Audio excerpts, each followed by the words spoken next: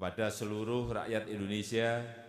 Dengan kondisi ini, saya minta tetap tenang, tidak panik. Saatnya kita kerja dari rumah, belajar dari rumah, ibadah di rumah. Kita ingin ini menjadi sebuah gerakan masyarakat agar masalah COVID-19 ini bisa tertangani dengan maksimal.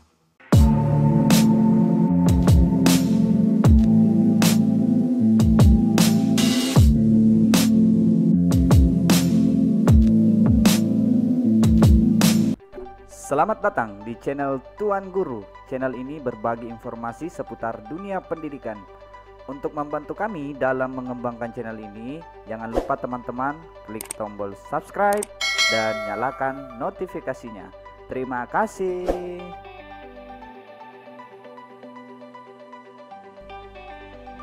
Pada kesempatan kali ini, Tuan Guru akan membahas tentang penilaian rapor semester 2, penilaian ujian sekolah, dan penilaian untuk ijazah pada masa pandemi COVID-19.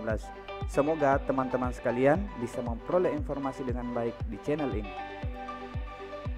Yang pertama, bagaimana nilai akhir untuk rapor semester 2? Nah, sebelum siswa mengikuti kegiatan belajar di rumah atau sebelum adanya pandemi COVID-19 ini, kita ketahui bersama bahwa penilaian proses pembelajaran mengacu pada penilaian dalam kurikulum 2013 meliputi 3 ranah, yaitu ranah kognitif, ranah afektif, dan ranah psikomotorik.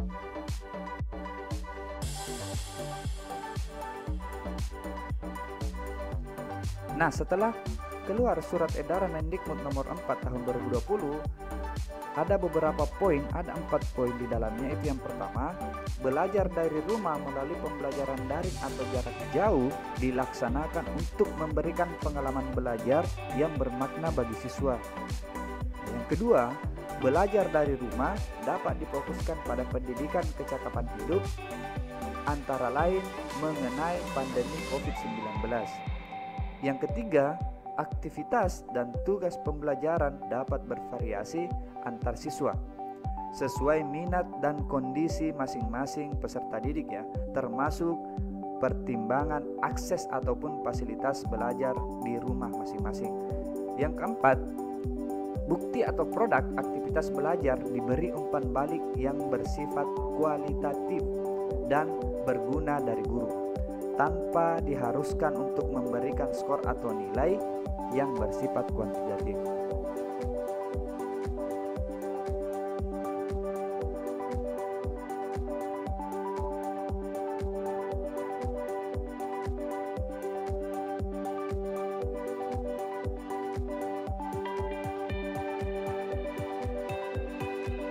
Bagaimana dengan ujian sekolah?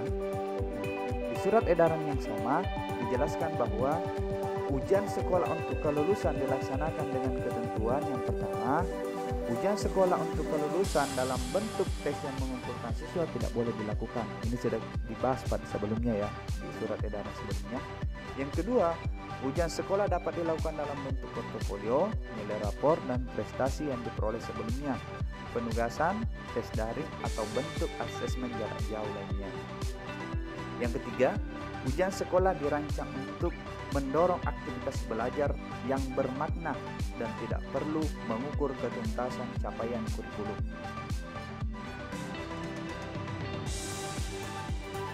Yang keempat, kelulusan siswa ditentukan berdasarkan nilai 5 semester terakhir, sedangkan nilai semester 6 atau semester genapnya itu digunakan sebagai nilai tambahan.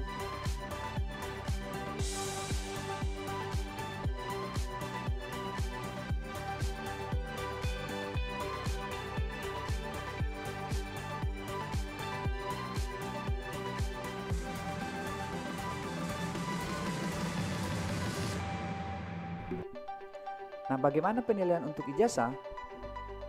Berdasarkan Permendikbud nomor 43 tahun 2019, dikatakan bahwa tata cara pengelolaan nilai untuk ijazah disesuaikan dengan regulasi yang berlaku. Jika tahun ini Kemendikbud tidak mengeluarkan regulasi tentang tata cara pengelolaan nilai untuk ijazah, maka regulasi tahun sebelumnya dijadikan sebagai acuan.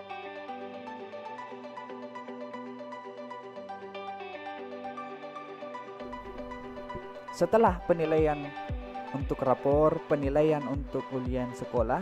Nah, pada surat edaran ini juga dijelaskan untuk penilaian untuk kenaikan kelas. Ada 3 poin pokoknya. Yang pertama, ujian akhir semester untuk kenaikan kelas dalam bentuk tes yang mengumpulkan siswa tidak boleh dilakukan kecuali yang telah terlanjur melakukan sebelum terbitnya surat edaran ini. Yang kedua, ujian akhir semester untuk kenaikan kelas dapat dilakukan dalam bentuk portofolio, nilai rapor, dan prestasi yang diperoleh sebelumnya, penugasan, tes daring, dan atau bentuk asesmen jarak jauh lainnya. Yang ketiga, ujian akhir semester untuk kenaikan kelas dirancang untuk mendorong aktivitas belajar yang bermakna dan tidak perlu mengukur ketuntasan capaian kurikulum secara menyeluruh.